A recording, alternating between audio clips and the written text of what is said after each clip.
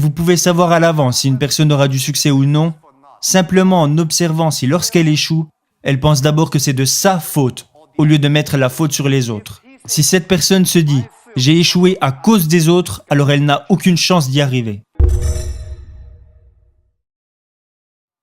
Si vous réussissez, chaque erreur que vous aurez faite fera partie de votre légende. Si vous échouez, vous pourrez tout jeter à la poubelle.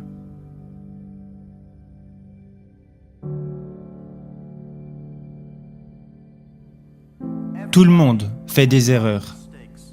Tout le monde rencontre des problèmes. Et très peu de personnes sont prêtes à vous écouter. Mais le jour où vous aurez du succès, là les gens commenceront à vous écouter. « Ouah, mais tu es génial !» Non, je ne suis pas si génial. Je suis né dans une famille issue de la classe moyenne. J'étais très mauvais à l'école. Bien sûr, j'ai essayé d'étudier, mais vous savez, je n'étais pas très doué pour apprendre des choses à l'époque. Alors, j'ai été recalé pour des petits boulots, je n'ai pas réussi à aller à l'université, j'ai été recalé à l'entrée des grandes écoles, mais je n'ai jamais abandonné. Et je pense qu'il y a une chose que j'ai apprise, c'est que pourquoi devriez-vous avoir une chance d'avoir du succès? Tout le monde devrait s'habituer à l'échec, plutôt que de s'habituer à être accepté par les gens. Pourquoi les autres devraient vous aider? Vous devriez gagner le droit d'être aidé.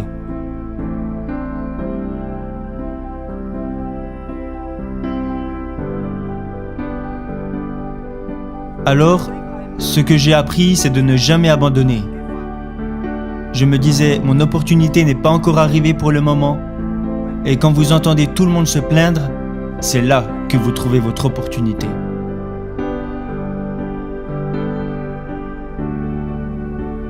Je pense que je visais trop haut. J'aurais plutôt dû essayer d'accompagner et d'aider les autres autour de moi. De toutes petites choses. Je n'aurais jamais pensé que j'aurais pu en arriver là.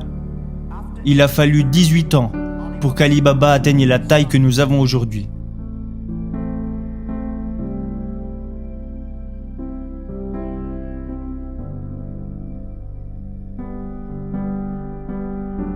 Et je n'ai pas réussi parce que je suis intelligent. Je ne me considère pas comme quelqu'un d'intelligent. Mais j'ai travaillé avec beaucoup de personnes qui étaient très intelligentes. Et la plupart des personnes intelligentes arrivent à rendre facile des choses qui sont pour vous difficiles. Et je pense que ce n'est pas facile d'avoir du succès rapidement. À chaque fois et dans tout ce que nous avons fait, nous anticipions les choses sur les 10 prochaines années.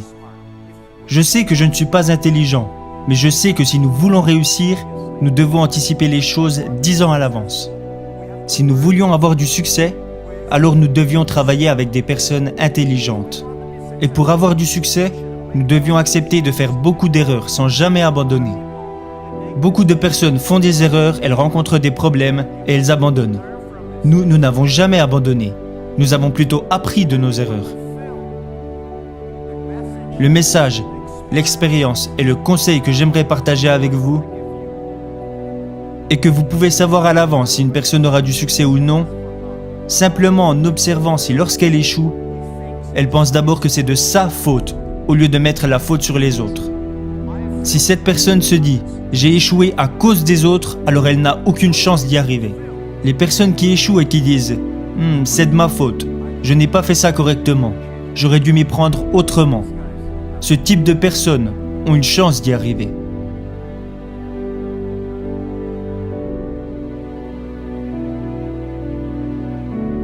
Alors j'ai beaucoup appris des personnes qui échouent. J'ai beaucoup appris des personnes qui font des erreurs et j'ai encore plus appris de mes propres erreurs. Ça, c'est ma philosophie. Quand j'échoue, je me dis « ce n'est pas grave, au moins j'aurais essayé ». Quand je réussis, je me dis « waouh, je n'aurais jamais pensé que ça marcherait ». Cette attitude me rend très positif et optimiste. Et à cause de mes nombreuses erreurs et de tous mes échecs, je ne me plains jamais parce que j'ai l'habitude de perdre. Encore aujourd'hui, je commets des erreurs tous les jours. nous prenons encore des décisions stupides presque tous les jours. Personne n'en sait rien. On pense que c'est intelligent, mais la réalité nous montre que c'était stupide. Mais on apprend et on recommence. On apprend et on recommence. Ça, c'est ma philosophie.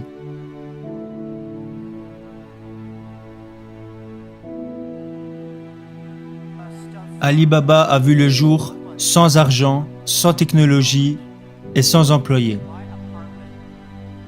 Dans mon propre appartement, 18 personnes ont décidé que nous voulions utiliser Internet pour aider les petites entreprises. C'était l'idée de départ.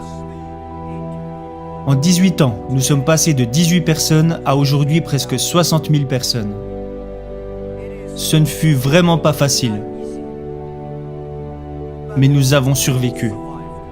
Aujourd'hui, nous sommes une des plus grosses entreprises de l'Internet au monde. Je pense que nous avons été chanceux. Nous avons fait beaucoup d'erreurs, mais nous avons quand même survécu. Alors comment continuer à être chanceux? C'est la question que je me pose constamment. Je pense que si vous voulez continuer à avoir de la chance, vous devez être prêt à partager votre chance avec les autres. Vous partagez la chance avec les gens, vous aidez les gens, alors dans le futur, vous pouvez être sûr qu'ils vous aideront à leur tour. Ça a été ma façon de penser ces 10 dernières années. Alibaba est né en Chine. Mais Alibaba ne devrait pas être considéré comme une entreprise chinoise. Le jour où j'ai choisi le nom Alibaba, Alibaba n'est même pas un nom chinois, c'est un nom arabe. Les Iraniens disent que c'est un nom iranien, les Turcs disent que c'est un nom turc. Pour être honnête, j'en sais rien. Ce nom fait référence au conte Alibaba et les 1001 erreurs, ou Alibaba et les 1001 nuits, comme l'histoire. Nous voulions faire de cette entreprise une entreprise qui a vu le jour en Chine au service du monde, au service de toutes les jeunes entreprises de la planète. Chaque siècle a ses entreprises. Microsoft et IBM étaient les entreprises phares du siècle dernier. Alors quelles sont les entreprises phares de notre époque, du 21e siècle? Et je pense que nous devons éviter de penser « c'est évident, c'est Alibaba ». Nous ne devons pas penser « nous gagnons de l'argent en aidant les entreprises chinoises ». Nous devons plutôt penser « nous gagnons de l'argent en aidant les entreprises du monde entier ». Nous sommes au service de notre époque. C'est seulement en pensant de la sorte que nous pourrons faire plus. Nous avons aussi un petit business qui s'appelle AliExpress.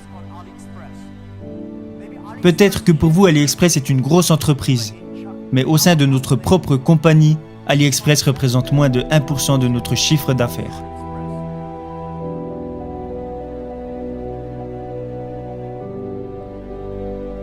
Notre entreprise aujourd'hui est immense.